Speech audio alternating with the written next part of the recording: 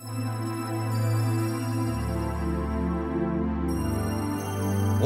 Нұрлыгүл, менің ұлы ғашығым, теңдесі жоқ асылым. Бір өзіңе 18-ге толғалы, айталмаған сырларым бар жасырын.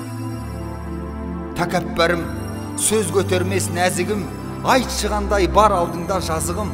Сен де маған өкпелеуден шаршадың, мен де саған жалынудан қажыдым.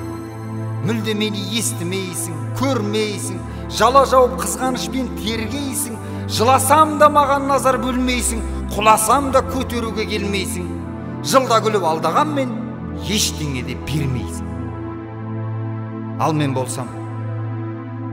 болсам сен деп естен ауыстым. Бәрін бердім, дауыспенен табыстың. Газ мұнайдай қызу көп сезімді басқаларға үлестіріп тауыстың. Жүрген жерде өз-өзіңді мақтаттың, адалдықтан, адамдықтан аттаттың. Ұланғайыр жерімдей кең көңілімді сығырайған сұмырайларға таптаттың. Қанша шыдап жатпақпын?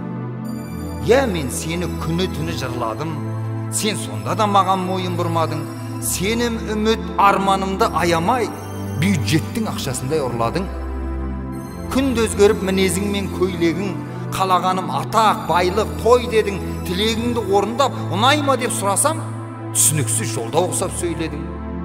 Қаншама жыл қадіріңді кетіріп, маған талай уәде бердің көпіріп. Біз қалайша кенелеміз бақытқа, сен үнем айта берсең өтірік. Тапқанымды саған беріп шашылам, тозып кеттім, оның несін жасырам? Білем саған менен артық әрқашан ақша деген ашынан. Жоспарларың жамаулыққа татымас, туыстарың шеттерінен батыраш. Нұрлыгүл, біз бақытты болмаймыз, керек емес мұндай қарым қатынас.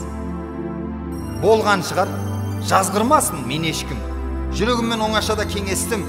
Нұрлыгүл, мен ажырасам сенімен, подкаблучник емеспін десең,